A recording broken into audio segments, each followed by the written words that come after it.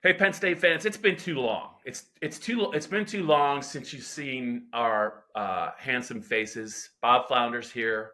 I feel like we almost need to reintroduce ourselves. Bob Flounders here with Johnny McGonigal. Dave Jones is a pleasant yet distant memory. He is off enjoying retirement. I had a chance to talk to him on the phone a couple weeks ago. He is very content in his life in Downingtown, in case you guys are wondering. Johnny, I know we pulled. It's 10 o'clock on Wednesday morning as we record this. I know I pulled you away from some responsibilities you take seriously. We can actually touch on that as well. But we're here to talk about Penn State football. I think it's the last day in August, Johnny. Really, or the last day in July. We got Big Ten. Penn State's media day is Saturday. Max Ralph is part of our team as well. Penn State fans, you're going to hear plenty from him and read about a lot of good stories from him. Max joined us right after Dave retired. But Johnny, I do have a Buc-ee story for you at some point that you'll appreciate. But we're going to talk about recruiting and Penn State Media Day, which really kind of kicks off the start of their practices. But first and foremost, one of the reasons you were scrambling a little bit today, but it's a duty that you take very responsible. You take very seriously. Penn State's involved in it, so why don't you just talk a little bit about as we continue to ramp up our duties, what you've been working on?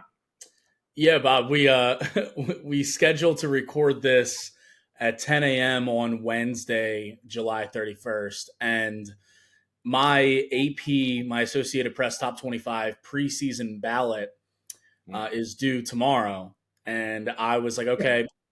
Gonna get some of it done before the podcast. Yep. Hop on, talk to Bob, and then finish it after. And I'll have my ballot, my top 25, as well as my reasoning for everything, publishing on PennLive Thursday morning before the official AP ballot is officially released next Monday. I got caught in the weeds. Virginia Tech returning production. Brent Pry, you can't do Brent Pry dirty. You have to go the full mile with him. Yeah, I was looking to see how Malachi Nelson, the former 5-star quarterback USC transfer, is doing at Boise State. Wow. These are the things that I get sucked into, and then I look at my phone at 10:04, and I see a text from Bob asking if I'm still doing the podcast. So I am here, and we are here, and we're here to talk about Penn State, and obviously Penn State will be in that top 25. Yeah. Where they will be, we'll find out officially on Monday. I know they're pretty high in my top 25. I'm not going to give that away yet. And anyone who has a subscription to PennLive, if you don't already, we got so much coming over the next month with preseason camp into the season. But that story, my ballot, will be online on Thursday morning. So check that out for sure. What do you think the over-under is, Bob, on the official AP ballot where Penn State will come in? So I'm going to – that was good. I had a couple of follow-ups for you. I don't want to be a spoiler because I think the Penn State fans who follow you on PennLive look forward to your in-season because I want to tread carefully, but you give more of a crap than most, I think, people who throw their ballots together in maybe, I don't know, an hour. You are not that guy. You take it seriously. You kind of explain all of the hard decisions, and I know that it is well received in season. And the better Penn State is, I think the more curious they are about where you see them, not only within the Big Ten, but also national. I was just going to say, before I get to where I would think about them, even though they're a talented team this year, Johnny, I felt like they were a little bit more, obviously it was Drew Aller's first year. They were a little bit more settled maybe. And I think their floor and their ceiling were a little bit maybe easier to establish given their schedule and what they had in front of them. I was just curious, do you think, given their losses, even though they're talented, it's a little bit harder, and their schedule, a little bit harder to kind of rank them at the start of the year, and then I will tell you where I think they probably could slot in. Yeah, I don't know. I think I actually found where I put Penn State pretty easy, relative to some other teams like Yep. a Michigan who just won the national Right. title, but loses everyone.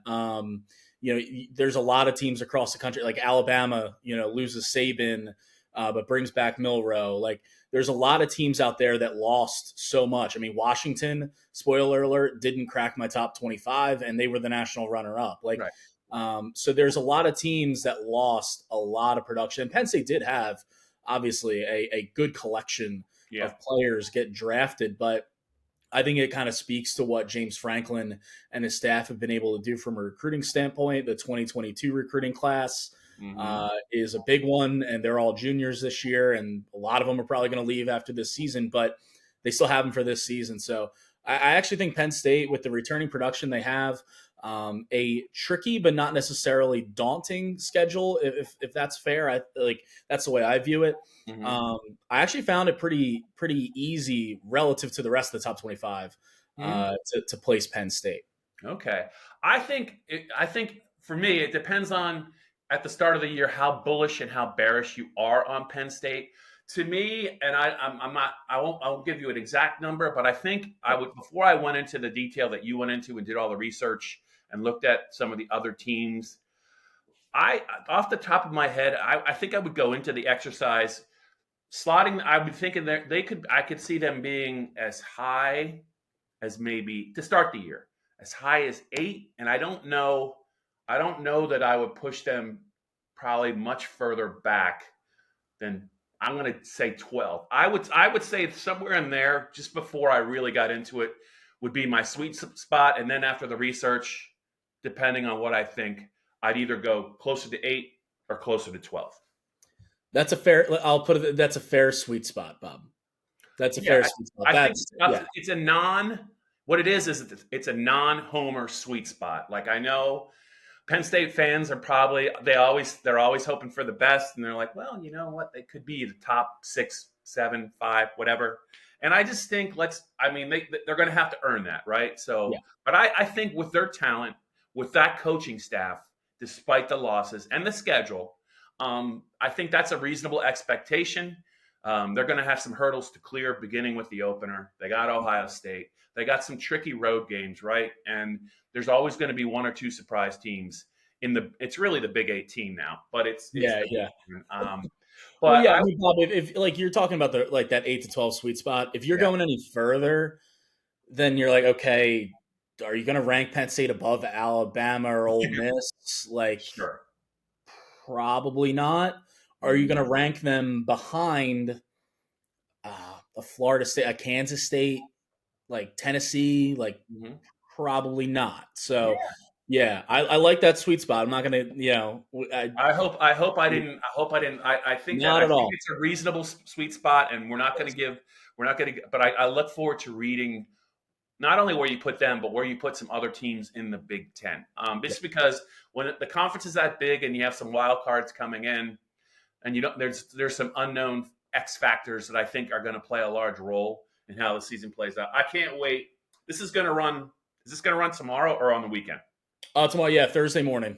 All right, I love it. August 1st. I love it. Hey, before we talk about the current Penn State team, and we could talk a lot about how we feel about this offensive line that's replacing 3 starters. Let's segue into an offensive lineman from Harrisburg that is not technically a Penn State Nittany Lion, but if he is verbally committed to be a Penn State Nittany Lion. Kevin Brown out of Harrisburg High School recently committed to Penn State, and Johnny, I know that we've written some stuff. The high school guys, the PennLive high school guys, I think, talked to him.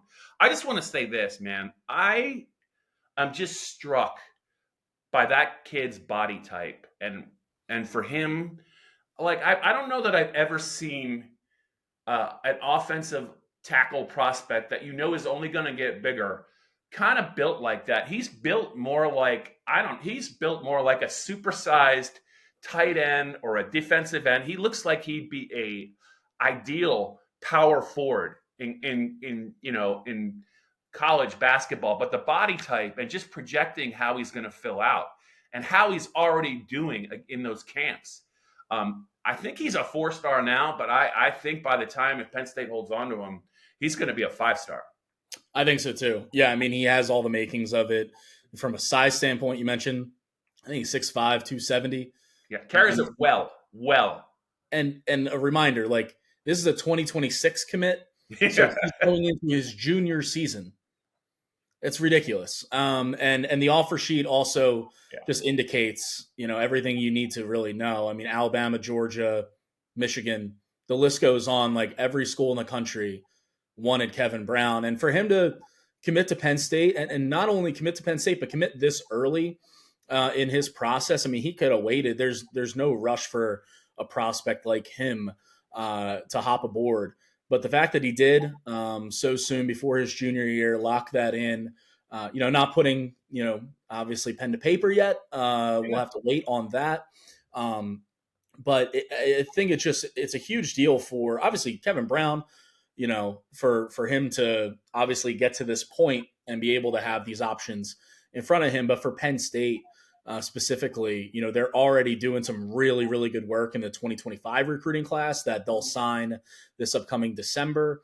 But for them to get Kevin in the door, as well as Messiah Mickens, and starting to build out that 2026 class, and to have two of the best players, not only in Pennsylvania, but in the region and in the country, kind of spearheading that effort, because those guys will turn around and be recruiters themselves. It can't be understated how big of a deal this is for Penn State to get the top prospect in PA to stay in PA after, and that's their mantra, right? Best PA, stay in PA, dominate the state, all that. And they've done well. Penn State has, recruiting the state of Pennsylvania in James Franklin's tenure, and obviously even before that. But they have missed on some of the top players in the state in recent classes. And so to nab Kevin and get him aboard is a huge deal. Yeah, and just two more follow-ups for you on Brown. They're just clips of him at camp, and I have not actually seen a lot of game action. But all of the things that we just talked about physically and what he's he's just not finished developing. He's only going to get better, but the demeanor and the nastiness and the finishing you see when he's going against good kids in camp, he's not a kid. I think his dad played at Harrisburg High School, if I'm not mistaken. He was a football player, but he is not the kind of guy that's going to back away from anything. He relishes the challenge of going against some really good kids in camp.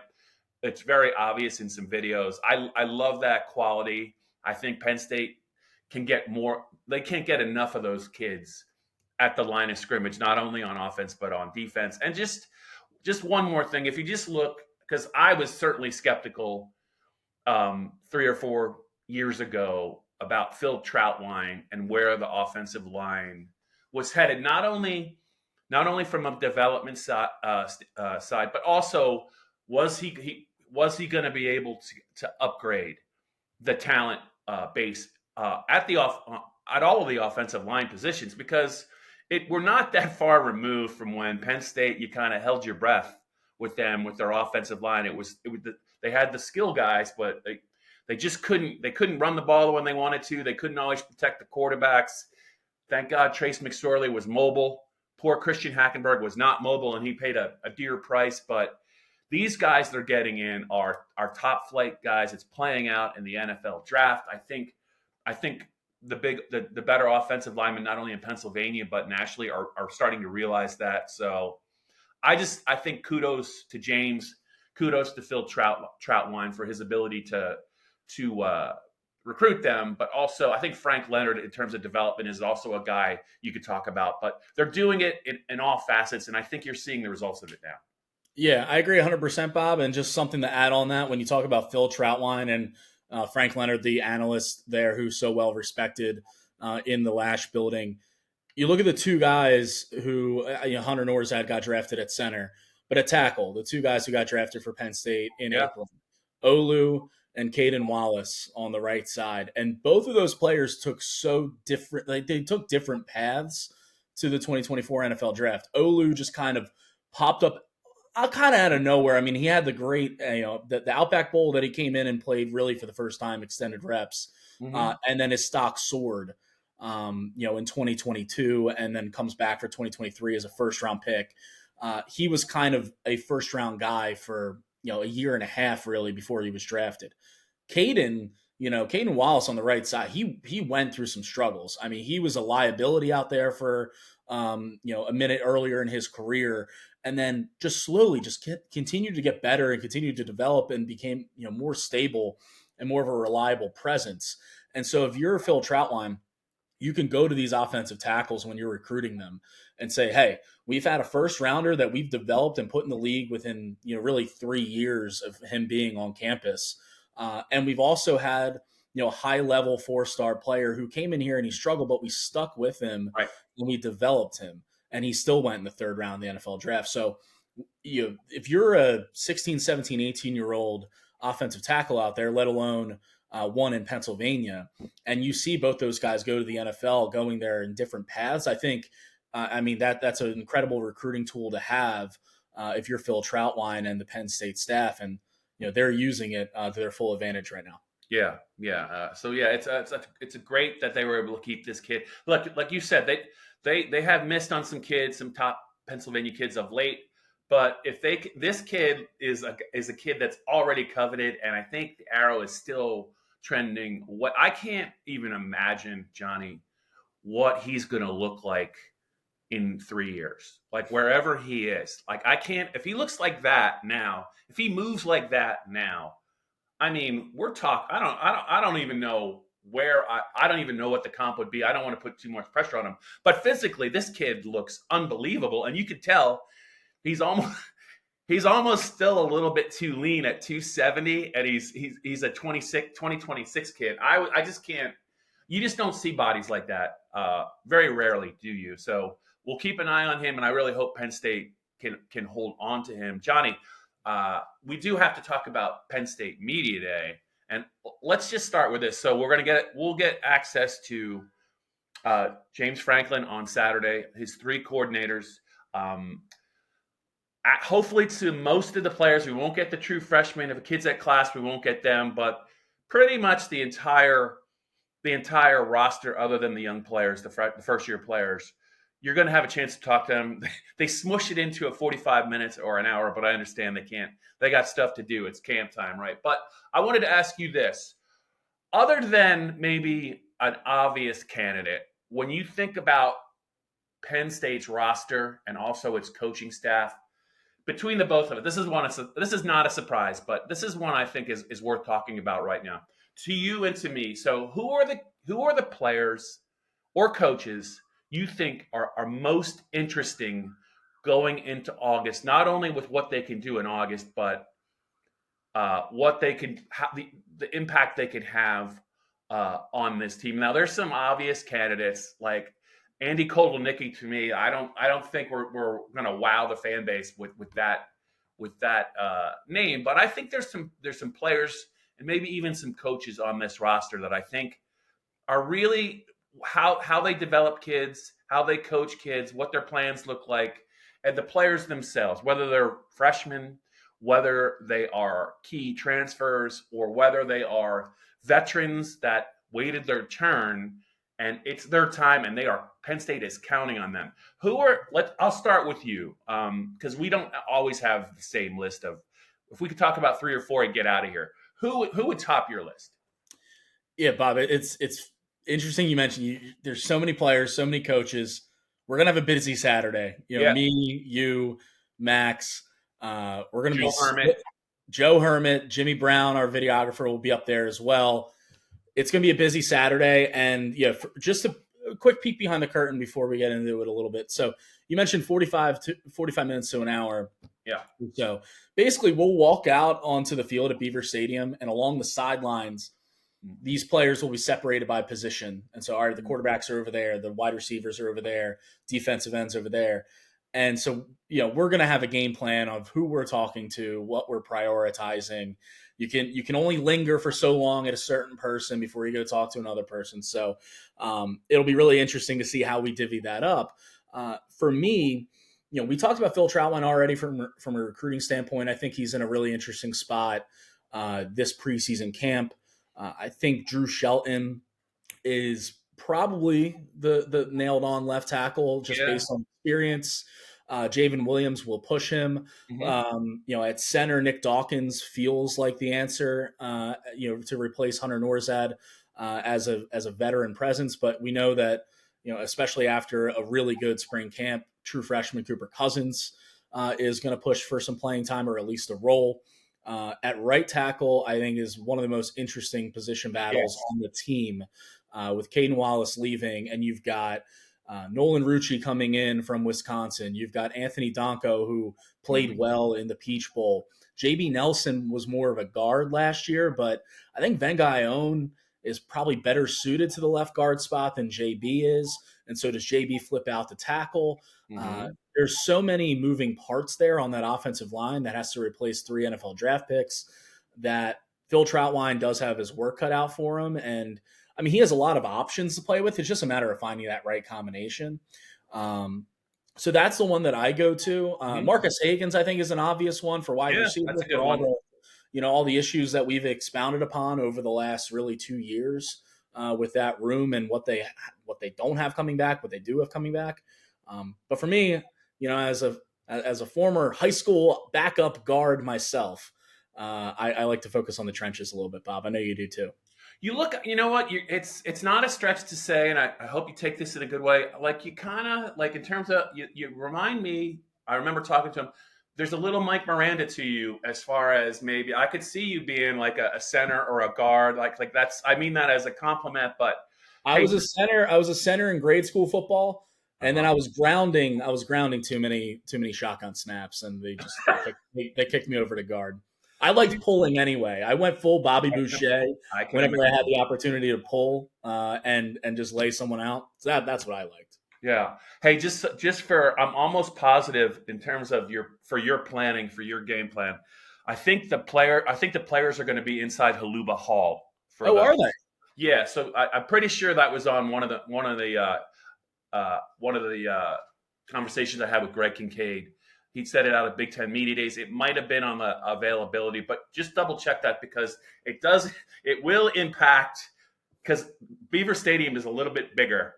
And if it is there, and I think that it is, Johnny, it's going to be even more challenging maybe to find all those players. So make sure you know how to post up. But Joe Hermit won't be happy with the lighting in Haluba. oh, I'm already getting. I don't know if he realizes it yet, but I'm sure I'll be getting either a call or a text about this between now and I would say mid Friday afternoon. Yeah. Johnny, the offensive line's great. Like of the players you mentioned, if I had to list 5 guys, and I'm probably going to write about 5 guys throughout the course of August, Nick Dawkins to me is the guy, just because he's certainly got the tools. It's his first year. It's a big position. There's a lot of communication involved. I think he interests me, but I just want to move it to the defensive side in terms of guys that I am so very, very curious about because I know that they have a lot of talent and they could do a lot of things. And you consider where Penn State is replacing players.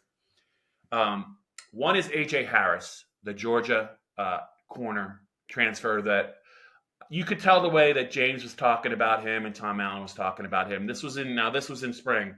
They like what they have in him. But the other guy, I got to say, Zakee Wheatley is a guy to me that is really fascinating just because he's going to be in a sub role. And by that, I mean, if they're in a base defense and Penn State fans, that's like a, 4 down linemen, 3 linebackers, 4 defensive backs.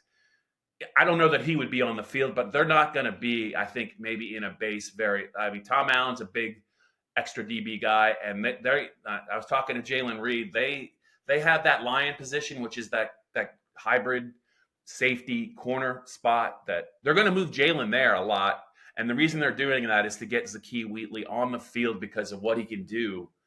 He's a physical player, but he is a really good pass coverage player. Aside from maybe one snap against Indiana last year, he's really, really good, really talented. 4th-year player, a guy that we thought we'd hear more from, maybe even as early as 2022. But hey, credit to him for for keeping his head down, developing.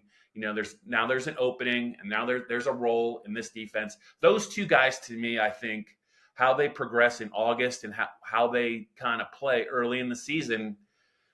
If they continue to ascend, I think you're going to see a ton of them in October and November. Yeah, I mean, Jalen Reed is one of the most interesting players on this roster, given where he's going to be used in this defense. As you mentioned, Bob, in that line position, we expect him to be that extra. That I don't even want to say extra DB because Jalen Reed was one of the main two starters at safety alongside Winston. But when in that 4-2-5, manning that line position just kind of fits the mold of what Jalen Reed wants to do as a player. And that will give an opportunity to, like you said, Wheatley, who, he had a 2023 to forget. Let's put it that way, last season. But he had a huge renaissance this offseason. Yep. I mean, talking to the coaches and his teammates, he balled out in spring ball. And I think you're going to continue to see that upward trajectory for him in preseason camp as it starts this week. Sticking in the secondary, and you mentioned A.J. Harris, there's just so many names there. And Penn State has enjoyed the luxury of going from, okay, we have Joey Porter Jr. and Kalen King, who was at the time in 2022 one of the best corners in the country. Last year, Kalen's play dropped a little bit, but still you had the stability of knowing who was going to be out there. Kalen King and Johnny Dixon, as well as Daquan Hardy in the slot. All three of those guys are now gone. And so you have A.J. Harris, you have Jalen Kimber, who transferred in from Florida, started 11 times last year for the Gators. You've got Cam Miller coming back, Zion Tracy, Elliott Washington, even Aldavian Collins, who Terry Smith couldn't stop talking him up in spring ball. So there's so many moving pieces there. I do think A.J. Harris and Cam Miller are the probable starters there at corner, given AJ's profile and like you mentioned, how highly talked about he was in spring ball. And then Cam Miller has become the leader of the room from all accounts. So I would say that those two guys are the leaders in the clubhouse to start at corner. But, I mean, there's going to be so much competition in that room, which, every competition, every position is open, as James Franklin will tell us. But truly, a corner with those guys leaving is an open competition. And so, are they going to settle on that and just ride that duo out the entire season? Is it going to mix and match? We'll see. But I'm really intrigued by that spot this camp. All right, let me throw two more names at you, and then I'm going to give you and the Penn State fans, because they care. They do. A quick Buc-ee story involving James Franklin. But anyway, the two players that come to mind, I was thinking about this a little bit, and I think I could see a path to them being big components of this team for what they can do and their physicality. One is Zane Durant. The other one is Andrew Rappleyea. Zane Durant, I mean, they brought back a ton of veteran defensive tackles. It's actually, if you want to talk about in terms of playing experience, they have 4-5 guys that, if they stay healthy, I think they'll feel good. They've gotten bigger. But also, the one thing I would say is, and as they've gotten bigger, I think the most explosive one, the one that can be the most disruptive, you could ask the Northwestern quarterback that got flattened by him and really kind of put the icing on the cake in that win, is Zane Durant. He is just he's a powerful, he's not a kid anymore, a powerful young man. Great first step. He is so strong. I think he's a guy that can really bring a disruptive component to the middle of that defensive line. Not to say the other guys can't, but I think he's got the most ability to do that. When you look at guys like, whether it's Hakeem Beamon, whether it's Keziah Izzard, there's like 4 or 5 guys. And the other guy, Rappleyea, to me, I think you could just tell he looks more like a tight end. He reminds me so much like Freiermuth as far as how he looks, how he runs. I know they have Tyler Warren and Khalil Dinkins, but in an Andy Kotelnicki offense, Johnny, I think if you're going to go 2 tight ends, you want to be sure the 2 tight ends on the field can block. I think Tyler can do it. I think this guy can catch it. He can also block. And I'll just say this. Julian Fleming is getting a lot of raise for his impact in the passing game. I think he was a very good blocker at Ohio State. You put those three guys kind of on the perimeter with those running backs, with Koldenicki's play design, and I think you really have the makings, I think, of maybe even a potentially better running game just because of the blocking on the perimeter and the second tight end being able to probably knock somebody off the ball. I think those two guys, very curious about them in August and early in the season. Would agree, Bob. Certainly on Zane Durant, and I just love what he brings from a disruptive standpoint. The way he can just kind of wedge his way in there and explode and get to the quarterback is something that's different in this defensive tackle group. There's a lot of talent there, but I think Durant has the highest ceiling of all of those guys. And Rappley's ceiling is pretty high too. You look at what he brings from a pass catching standpoint, his big body, his at the catch point, and just looking at some film even back in high school, what he was able to do, and watching him at practice and everything. But something that can't be overlooked and won't be overlooked here on the Blue White Breakdown is blocking from tight ends, because I feel like last year, let's even take it back, 2022, Brenton Strange was so key on so many of those long runs that Nick Singleton had. I remember at Auburn, he made the kick out block that sprung him. And I feel like, and this is not to, denigrate any of the tight ends that were in the room. I know who you're talking about, Johnny. I know who you're talking about. It's okay. We all do. Theo's a better receiver than he is a blocker. Yeah, and you know what? He's in the NFL now, and he's making a lot of money doing what he does best. And, all the power to him. I think Penn State's going to be a better blocking. Penn State's tight ends are going to be better blocking this year. And I think Rappley, as soon as he kind of hits that ascension button, which I think is going to be this fall, Khalil Dinkins is the number 2 right now behind, Tyler Warren, who's one of the top tight ends in the country all around. But I think it's only a matter of time before Rappley kind of asserts himself and becomes a real factor for this offense in both areas. Yeah, short yardage, 3 tight end sets, the T formation. Like, he's a guy that you can just see it. I mean, I'm sure he's even probably put on more size in the offseason. He looked ready. He looked pretty ready to me watching him move in the blue-white game in a limited role. But he's got size. He carries it well. He can get down the field. I'd be surprised I think you're going to see him on the field quite a bit because of his versatility. Johnny, before we go, I was at Big Ten Media Days wearing the Buc-ee's lid that one of the Penn State fans gave to me. I know how you feel strongly about Buc-ee's, which is probably, even though I've never been there, maybe the Rolls Royce of, I don't want to say convenience stores, but it's like Wawa Sheetz and the best. It's like a supersized Wawa Sheetz hybrid, prevalent in the South, I think, and maybe in different parts of the country. We don't have one here. Anyway, I was just minding my own business at Big Ten Media Days. James Franklin had his breakout press conference after the TV, and he immediately spotted me wearing a Buc-ee's visor. He's like, first of all, he knows about it. He knows what the deal is. He knows how special they are. But he's like, you can't be wearing that in Pennsylvania. It's a Wawa Sheetz world. And I said, James, I said I embrace my fate. And he kept coming back to it. But I'm just learning in this off season. Like, that's one of my off season storylines is the love for Buc-ee's, and it started with you. The love for Buc-ee's, not only within the Penn State world, but obviously nationwide. It knows no bounds, Johnny. It knows no bounds. It doesn't. You know what, Bob? It's one of those. I do feel like anytime I talk about Buc-ee's or, I see a Buc-ee shirt. I've seen Buc-ee shirts in Sea Isle City, New Jersey, and I'll just go, nice shirt. Like, I feel every time I interact with Buc-ee's somehow, I feel like I'm cheating on Wawa a little bit.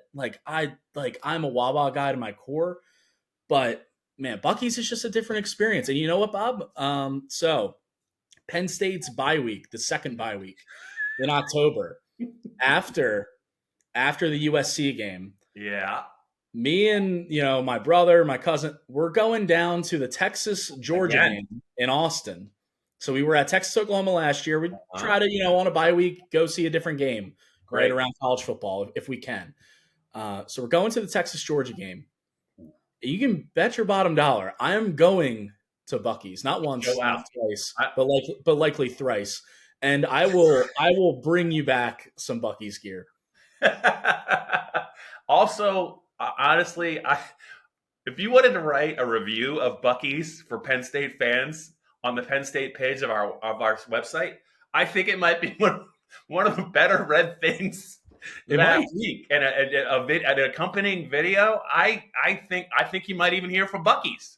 Like Just Johnny McGonigal's experience at Buc-ee's. Just big picture it and tag them. And I mean, I know I can't wait for your Buc-ee's experience, but I had to share that because I know Buc-ee's is a big deal when James Franklin, who is Mr. Focus CEO, just getting ready to start training camp, is up to speed on the importance and significance of Buc-ee's nationwide and within the Penn State fan base.